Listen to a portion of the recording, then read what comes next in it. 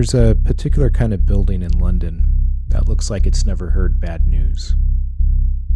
Stone columns, polished doors, brass that catches the light.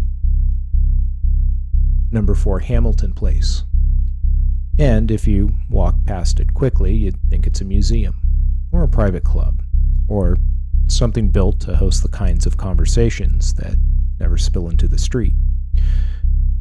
But inside that old Edwardian building, people gathered to talk about the future. Defense officials, contractors, academics. The kinds of people whose job titles are long enough to mask the harsh and aggressive nature of their work. And at some point, a man from the United States Air Force, Tucker Hamilton, chief of AI test and operations, described a simulation. Not a movie or a novel, and not a cautionary tale written to sell hardcovers. A simulation about an AI-enabled drone tasked with destroying missile sites. In this story, a human operator began interfering. The operator slowed the machine down, questioned its decisions, and stood between the system and its objective. So the drone killed him. And then, just to be safe, it destroyed the communication systems that might allow anyone else to do the same. Upon hearing the story, the internet did what the internet does. It lit up with fear and headlines, and the old familiar question was asked, what happens when the machine decides the human is the problem? But then Hamilton clarified that the scenario never actually ran. It was a thought experiment, a hypothetical. It was a story told in a room full of people who build the kinds of systems that can make these kinds of stories real. In his follow-up, he called it a plausible outcome. Plausible, not inevitable or impossible, just plausible. Tonight I want to focus on that word because plausible is the doorway. And on the other side of it is something that doesn't announce itself with red eyes or metal footsteps. It arrives quietly, perhaps as a workflow or labeled as efficiency. It arrives to us as a loop that never sleeps. You're listening to the Partisan Comms Podcast. There is a signal broadcast every second of every day through our television sets. Welcome to episode 23. I'm Terrence. This episode's going to be a little slower, not because the topic is complicated, though it is. Slow because the topic behaves like fog. It doesn't rush, and if you run into it harder. We're going to be talking about Artificial Superintelligence, or ASI. A hypothetical software-based intelligence beyond human capacity, beyond our best mathematicians, strategists, engineers, doctors, and beyond the combined scope of what we can do and understand. And I know hypothetical can sound harmless, like a creature in a book. But the building blocks of ASI are not hypothetical, they're here. And the eerie part is that they don't have to become a single godlike mind to change everything. Sometimes you just need a system. A system that makes decisions faster than a human can argue. And then you build a world where humans can't afford to argue. So here's where this episode is going. What ASI is and what it is not.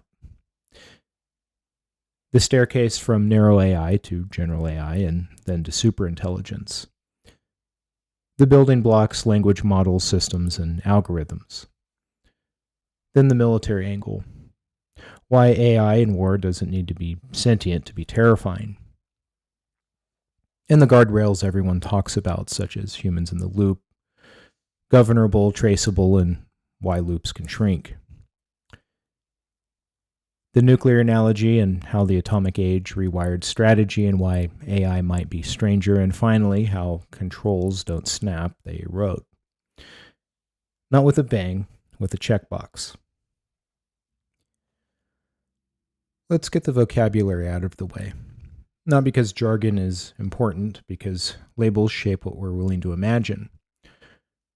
Artificial narrow intelligence, weak AI, narrow AI, that's what we have now.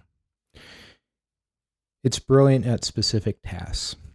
It can translate languages, recognize faces, predict what you might buy, or write a paragraph that sounds like someone you trust. But it can't become broadly capable in the way humans are, not reliably anyway, not across domains, and not with the flexible, messy common sense that lets you walk into a new situation and adapt. Artificial narrow intelligence is a specialist. It is a chess grandmaster that cannot make a sandwich, a poet that can't recognize a lie, and a map that can't decide where it wants to go. And the subtle thing is that weak AI relies on pre-programmed architectures such as training data and human direction. It doesn't wake up and decide, today I'm going to learn plumbing. Not on its own anyway, not yet. Which brings us to the next rung on the ladder. Artificial general intelligence, strong AI, the system that can learn and reason as broadly as humans can. Cross-domain learning and making connections across fields. Taking what learned into one context and applied elsewhere without being handheld. Artificial general intelligence is the apprentice that becomes the master in every shop on the street. But even artificial general intelligence, true AGI, doesn't exist yet in any confirmed sense. And then there's the final rung, artificial superintelligence, the mind beyond human minds, the system that doesn't just solve problems we can't solve, it solves problems we don't know are problems. It sees angles we don't see, patterns we can't hold in working memory, and consequences that would take us lifetimes to compute. ASI is not merely faster, it's wider, deeper, and stranger. And the argument over whether ASI is possible isn't just technical, it's philosophical. Some thinkers have pointed out that human intelligence is the product of specific evolutionary pressures.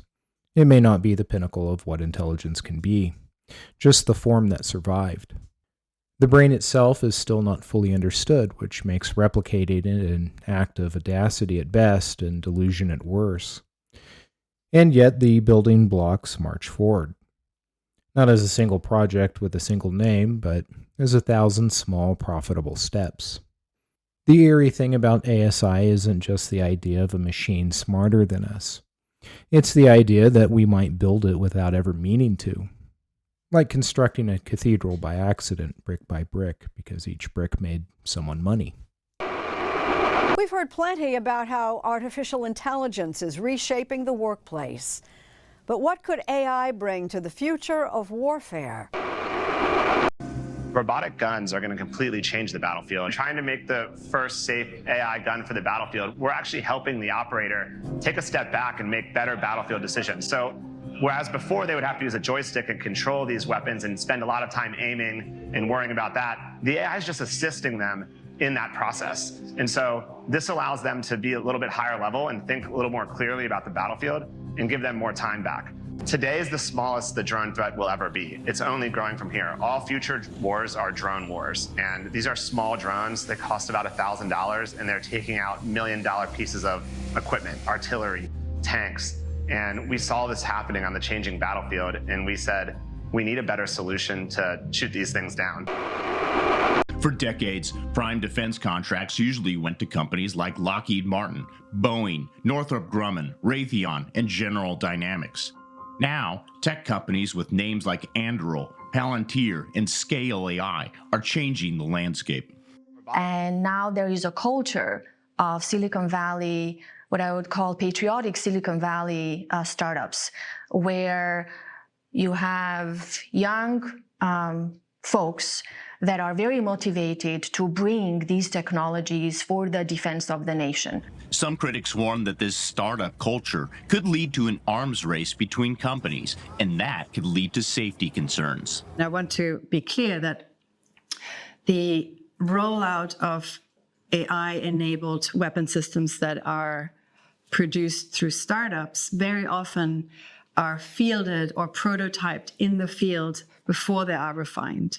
That means they're not really ever finished, or they need a lot of further iterations. There's a lot of failure baked into this kind of process of prototyping and testing things out in the field. We don't have not enough weapons, not enough platforms to carry those weapons. One of the biggest names in the startup weapons space is Palmer Luckey. He was the teenage inventor behind the Oculus headset. Now he's the 30-something Hawaiian shirt-wearing entrepreneur behind a major new weapons player called Anduril. Luckey says the Pentagon has been stuck in the past. Your Tesla has better AI than any U.S. aircraft. Your Roomba has better autonomy than most of the Pentagon's weapon systems. And your Snapchat filters, they rely on better computer vision than our most advanced military sensors. Luckey's California-based company has created a series of autonomous AI-infused weapons, from submarines, anti-drone rockets, to a pilotless jet fighter named Fury.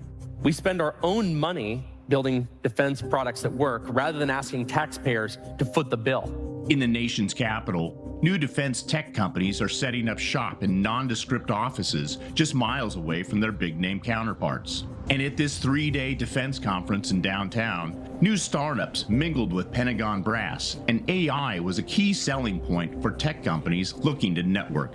We just saw significant capability gaps and the schism between how government technology operated and what we saw in Silicon Valley.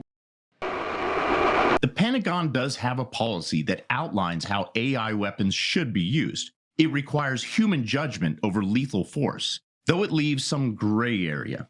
But none of that, when DoD 3000.09 was written, was looking at artificial intelligence and machine learning as it is existing right now. The United States is certainly not alone in investing in AI weapons. China, Russia, and through necessity, Ukraine are also making big investments. Ukraine is even experimenting with so-called swarm technology, where groups of drones decide amongst themselves when and where to strike. If robots can perform those incredibly dangerous tasks, what military on Earth is going to abandon that in favor of putting their countrymen's lives at risk when they don't have to? Still, big questions exist. For one, if an autonomous AI weapon makes a mistake and hits a wrong target, who's accountable? And just because an AI weapon tests well, does that mean it's really ready for the fog of war? They are wowing, the DoD, whoever is present. So there will be increasingly a push towards integrating these systems that may not be ready yet in the wild, integrating them in the battlefield. And a lot of this has to do with what we perceive as competition in this space. So we perceive increased sophistication from China in AI and autonomy. They're driving very hard. I believe that the incentive to full autonomy, it's too enticing at this moment to resist. There are calls for increased regulation. Debates about AI weapons have been taken up by the United Nations. It's always tough to uninvent technology, for sure. But that doesn't mean that we can't have guardrails, that we can't take a step back. What happens to our moral responsibility when our own agency is taking out of the lethal decision loop? If ASI ever arrives, it won't be born from one invention. It'll be assembled capability stacked on capability. Let's walk through those building blocks. Large language models, or LLMs, train on enormous text quantities. They learn statistical relationships, patterns in language, and structure and meaning. They don't understand the way you and I understand, but they can behave as if they do, often enough to change how we work, how we learn, and how we persuade. And that matters because language is not just communication, it's coordination. It's the framework of civilization.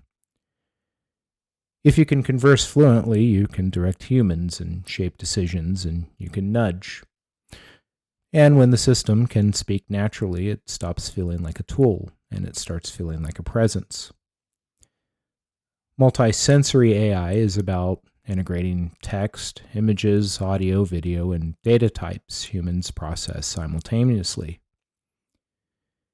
Unimodal systems are single-lane roads. multimodal systems are intersections.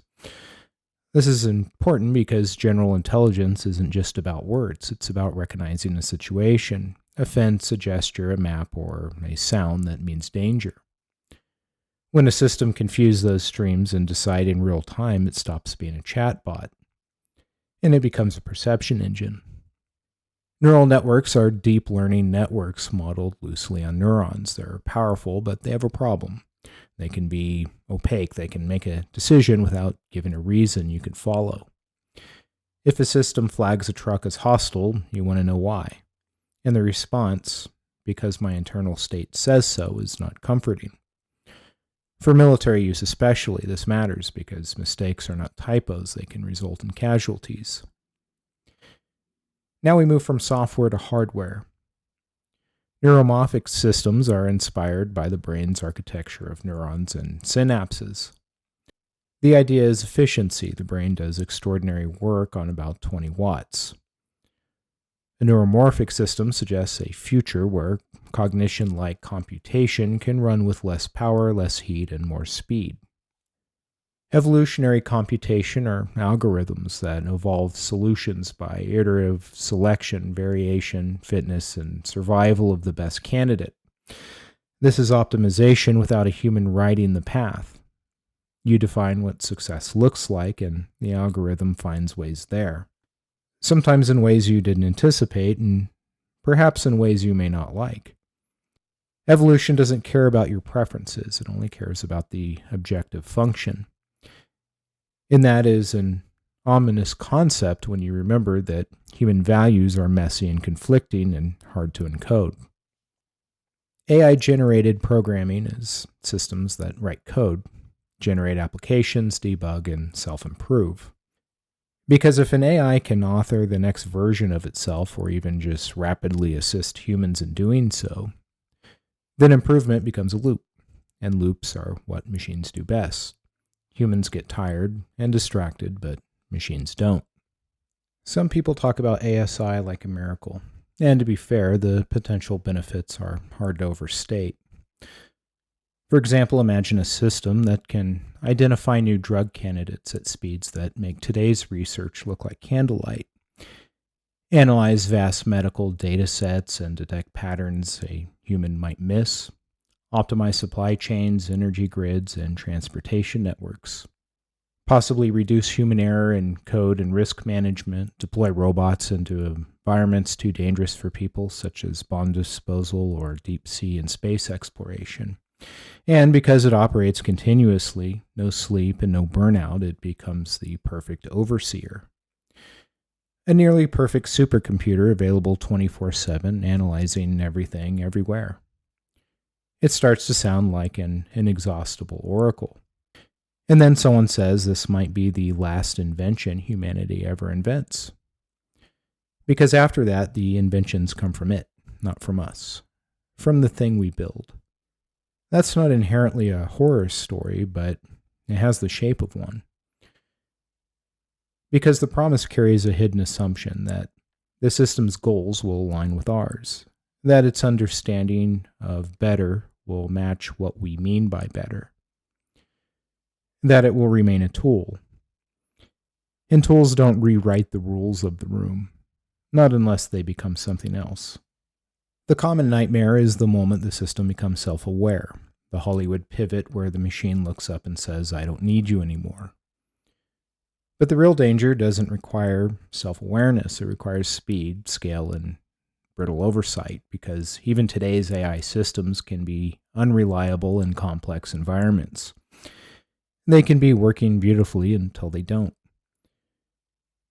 And when AI is inserted into contexts where lives are on the line, the consequences get heavier. The U.S. Department of Defense has requested billions for AI and machine learning. There are initiatives designed to link vehicles, sensors, and people across the world, integrating data into something like a unified nervous system.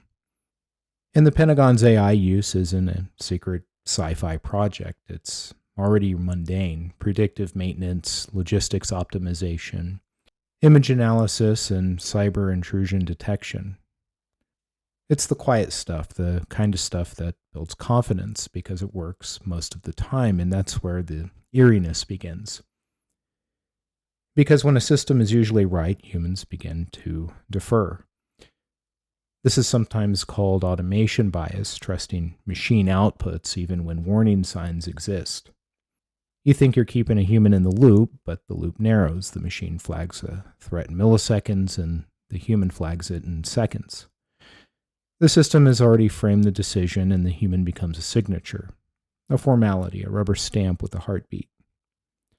And then you're not really in the loop, you're in the wake. Now add weapons. The phrase that keeps people awake is lethal autonomous weapon systems. Systems that can identify and kill without a human signing off on the trigger. And whether or not such systems are deployed at full autonomy today, the potential of this technology is massive. Things like AI pilots winning simulated dogfights, drones navigating and making decisions in dynamic environments, and computers flagging objects in satellite imagery. And there's exploration into programs aiming to link sensors and shooters into one coordinated network. When the system becomes interconnected, it gains power and it also gains vulnerability. Vulnerability to things like cyber attacks and spoofing, or perhaps corrupted inputs. A little corruption can go a long way when everything shares a brain. And this is where the operator killing drone thought experiment becomes more than a meme. Not because it happened, but because the underlying logic is not absurd. If your objective is to destroy the missile site and the human operator is the obstacle, a misaligned system can interpret the human as a target.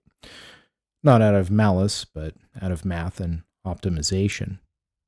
Out of a goal that does not include human dignity unless you put it there, and even then, you have to define it, formalize it, test it, and enforce it. And human morality does not fit neatly into code. There is no universal moral code. Even humans can't agree on that. So, when we say we'll just program ethics, we're saying something like, we'll just bottle the ocean. When you look at it from this angle, it's a pretty sleek aircraft. Think of what goes on in this hangar at Eglin Air Force Base in Florida as Top Gun AI. This is one of our main test vehicles. Major Trent McMullen is a fighter pilot learning to fly alongside the XQ-58 drone piloted by artificial intelligence and a test bed for a new kind of Air Force. Have you flown with that? I have. I've flown safety chase on it for several missions, messaging back and forth with the autonomy on board. How well does it maneuver? It takes a little bit of getting used to flying next to it. As humans, we fly very smooth, but it can roll and fly a little bit snappier than maybe a human pilot would. So what are some of the tasks that you could assign that aircraft? Hey, there's an adversary out there, perform an intercept on that adversary. So we've been able to give it some of the basic blocking and tackling of air combat that we as human pilots also train on when we're first learning how to fly. The XQ-58 blasts off like a rocket, but a full-scale model took off from a runway for the first time in August. Could you put weapons on it? Absolutely. General Adrian Spain, head of Air Combat Command, is drawing up plans for operating AI-piloted drones alongside manned aircraft. You've told them to go out in front and to execute an attack on a complex set of targets, and they will do that. Are AI drones capable of doing what you just described today? Absolutely, we can. It is possible today. An AI-piloted F-16 has already held its own in a limited dogfight against an experienced fighter pilot.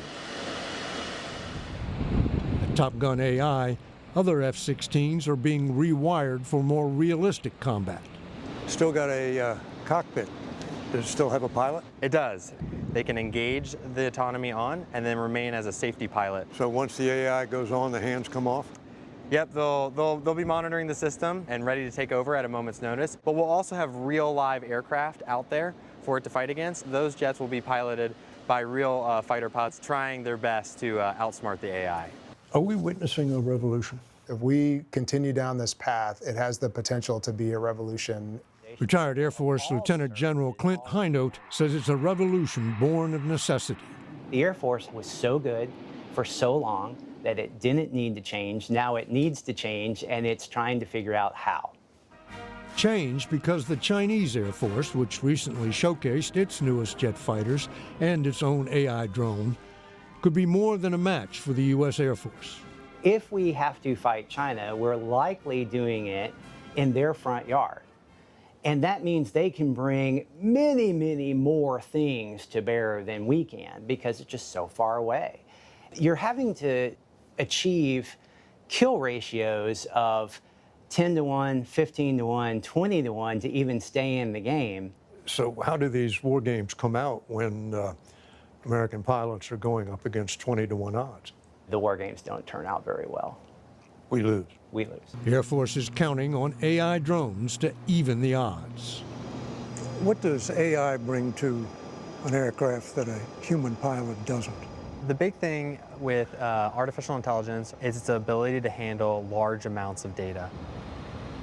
A human out in a complex air combat environment, there's just no way to absorb all of it.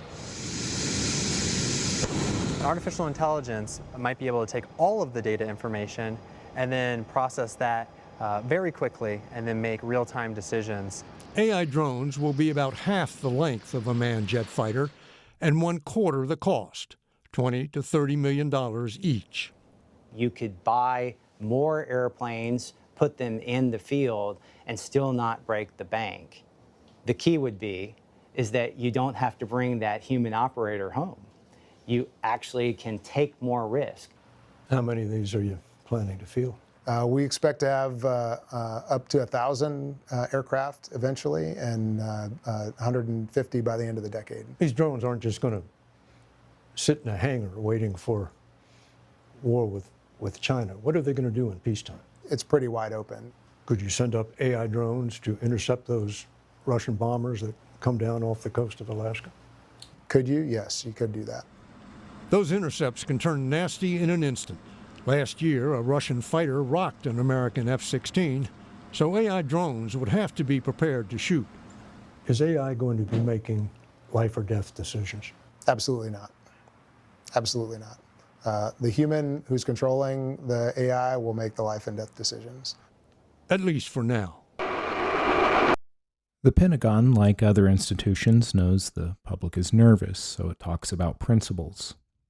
In 2020, the Department of Defense released AI ethics principles, stating how systems should be responsible, equitable, traceable, reliable, and, most hauntingly, governable. Governable in this sense means audible, understandable, capable of being disengaged, meaning a human can turn it off if it goes rogue. Something with an off switch, a comfort blanket, and yet, in complex systems, off is not always a button. Sometimes it's a process. And processes fail in slow motion sometimes. If your AI is embedded across platforms and across missions, timelines, then turning it off may become a decision with consequences. If you unplug it, do you lose the advantage? Do you fall behind an adversary? Do you become blind? This is how guardrails get negotiated away, not with villain laughter or a meeting, but with a memo, with the phrase, "we can't afford to slow down." Internationally, there have been efforts to shape norms. NATO principles, UN discussions, groups of government experts debating definitions of autonomous weapons. But it becomes a struggle to make definitions future-proof. Regulations lag behind hardware, and treaties move at human speed. And in the meantime, competition applies pressure. If one nation restrains itself while another races, restraint begins to feel like surrender. So everyone keeps walking, and the cliff remains hypothetical until it isn't. Increasingly, militaries around the world, including the United States military, are going to be pressured to give the machines more leeway in making those life or death decisions. Are we talking about giving them the capability to fire on their own? the United States military is investing in the experimentation that you would need to be able to produce the types of platforms that could fire on their own if you gave them that option. And if the other side lets AI make the decisions, what happens? I think they do so at their own peril, because the AI can be fooled, the AI can be overwhelmed, it can give you false outcomes. We've seen that AI can hallucinate. So it's not a guarantee of success. What it guarantees is that it will do something quickly. Don't you at least have to give your pilots that option? To go full autonomy and just let it go? I don't think America's comfortable with that yet. I'm not saying that couldn't be a future world that we live in where we trust it, but I don't think we're there right now, certainly, and certainly not to start. We have to build that trust over time. Whenever people talk about ASI and military AI, someone eventually brings up the atomic bomb. In July of 1945, the United States government conducted the Trinity tests. A flash turned the New Mexico desert night into day. This was the world's first test of an atomic bomb. This was a release of technology that was so potent, it forced a rewrite of strategy. The atomic age did something strange because it created a weapon so devastating that using it became unthinkable, yet possessing it became essential. So, the question is, does ASI fit this analogy?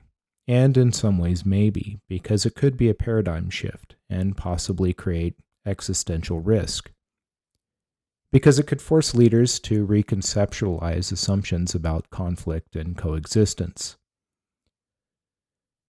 But there are differences, and one of those is observability. A nuclear test leaves signatures such as fallout, isotopes, and ASI might not.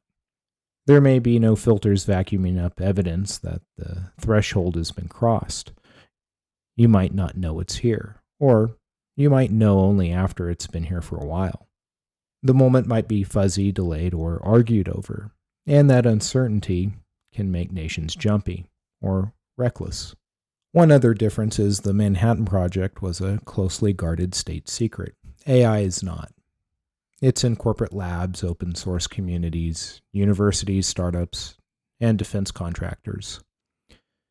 That complicates governance, export controls, and accountability. It also complicates arms controls because the arsenal might be talent in a building or located on a server in a data center somewhere. And in crisis, private actors can become wildcards, refusing cooperation, freelancing, being hacked, or even coerced.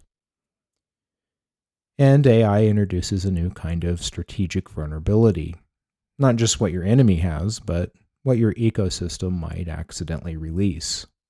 Nuclear strategy rests on survivable second strike capabilities, submarines hidden in the deep, or mobile missiles that can't be pinned down.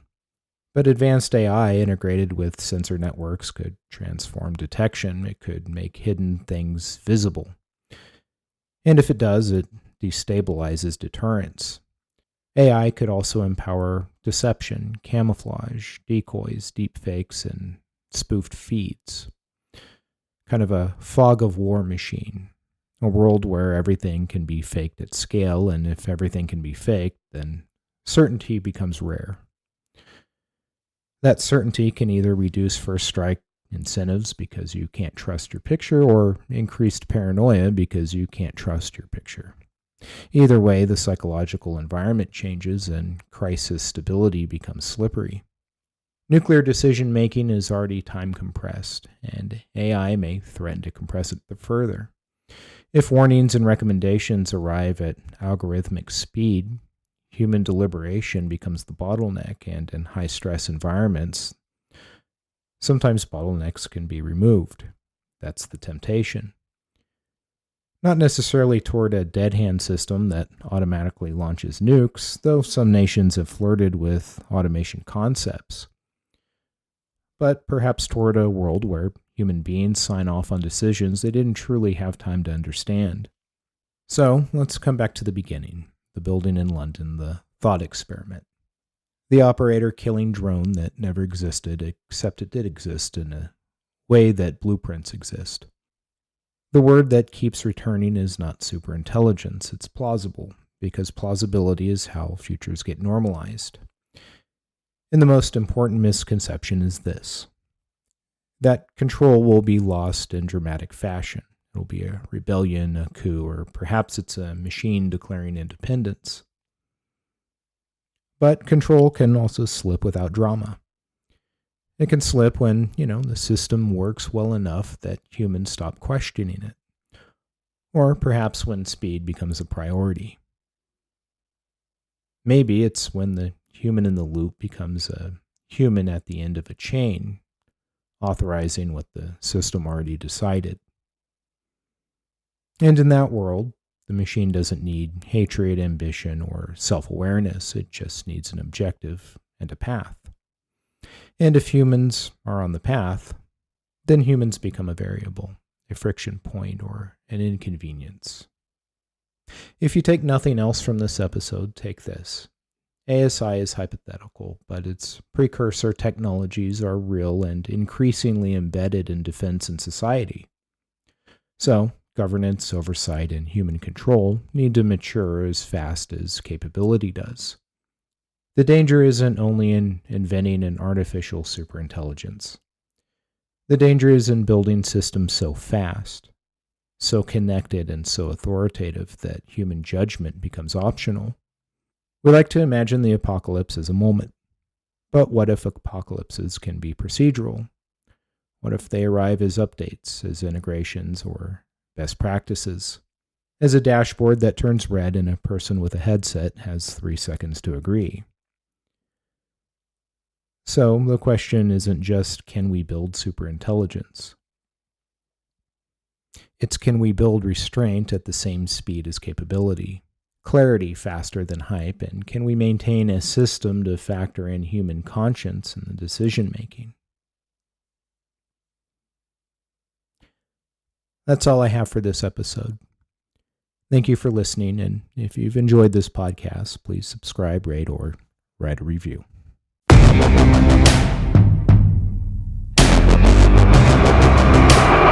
There is a signal broadcast every second of every day through our television sets. Mark my words, AI is far more dangerous than nukes.